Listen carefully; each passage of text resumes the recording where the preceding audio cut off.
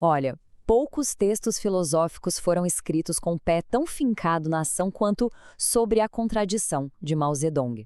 Sabe, ele foi escrito lá em 1937 e não é uma daquelas reflexões teóricas distantes da realidade, não, não. É para ser um manual prático para entender e, mais importante, para transformar o mundo.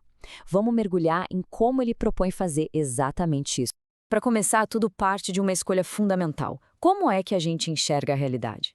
O texto apresenta duas lentes, sabe? Duas formas completamente opostas de ver as coisas. Uma delas vê o universo como uma fotografia estática, a outra vê como um filme em constante movimento. E é aqui que a diferença fica, bem, gritante. De um lado, tem a visão metafísica. Ela trata tudo como se fossem peças separadas, isoladas. A mudança só vai acontecer se uma força externa vier e empurrar uma peça.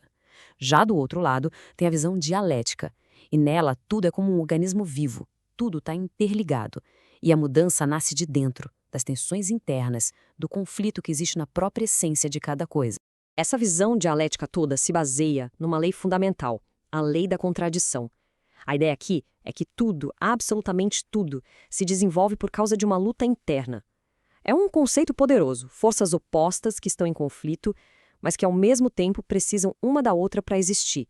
Esse é o verdadeiro motor de toda e qualquer mudança. E veja bem, não estamos falando de um conceito qualquer, secundário. Como Lênin já tinha apontado e o texto de Mao reforça, essa é a essência da dialética, é a chave mestra. Se a gente entende isso, todo o resto do sistema começa a fazer muito mais sentido. Certo.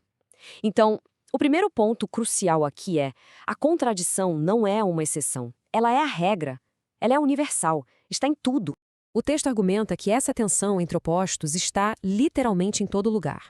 Na matemática, não existe positivo sem negativo. Na física, toda ação gera uma reação. E isso vai até a sociedade, claro. A luta de classes, o ataque e a defesa numa guerra, são todos exemplos dessa mesmíssima dinâmica.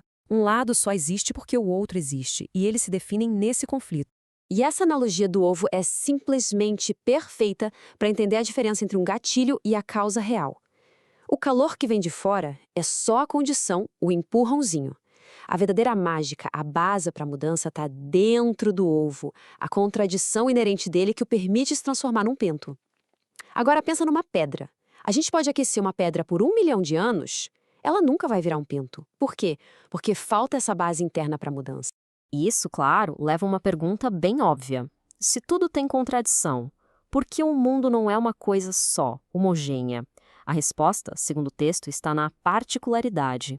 Cada contradição é única, e o ponto mais importante aqui é que para problemas diferentes são necessárias soluções diferentes.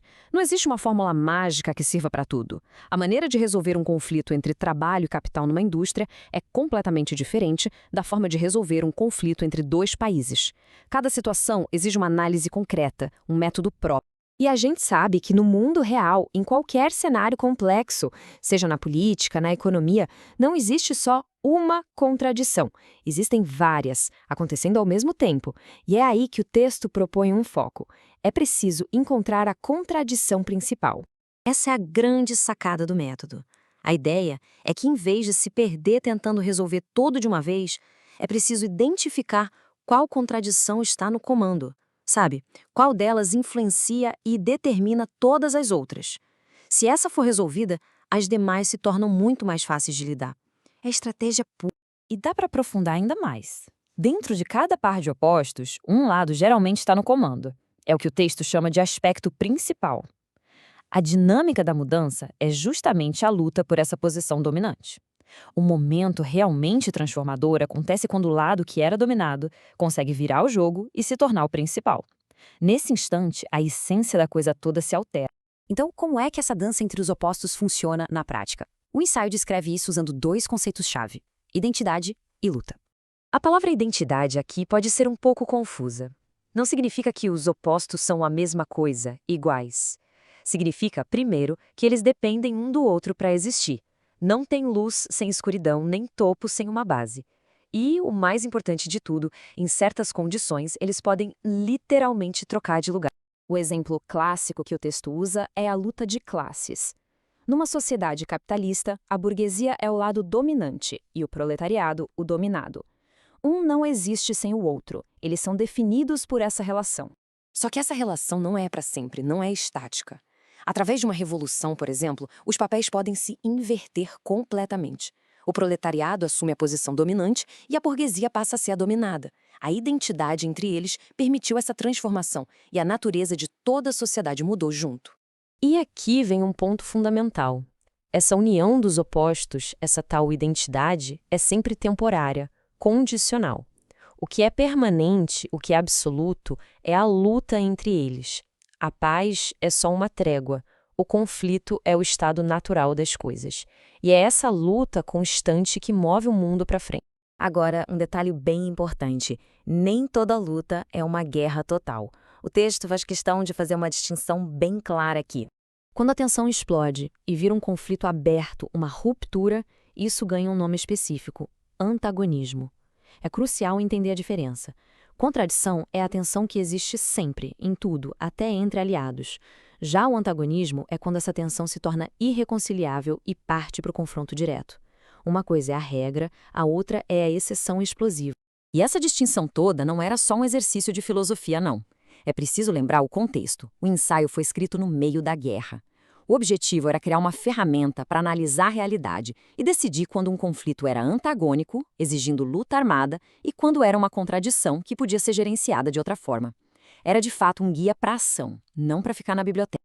Então, para resumir, a proposta de Sobre a Contradição é oferecer uma lente para ver o mundo não como algo estático, mas como um processo contínuo de transformação.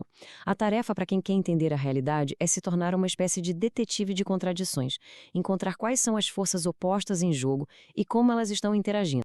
O que nos leva a uma pergunta para os dias de hoje. Se essa mesma ferramenta de análise fosse usada para olhar o nosso mundo agora, no século XXI, o que a gente encontraria? Qual seria a contradição principal que define a nossa era? Seria entre tecnologia e humanidade? Entre globalização e nacionalismo? Ou talvez entre crescimento econômico e sustentabilidade? A análise, fica como um desafio.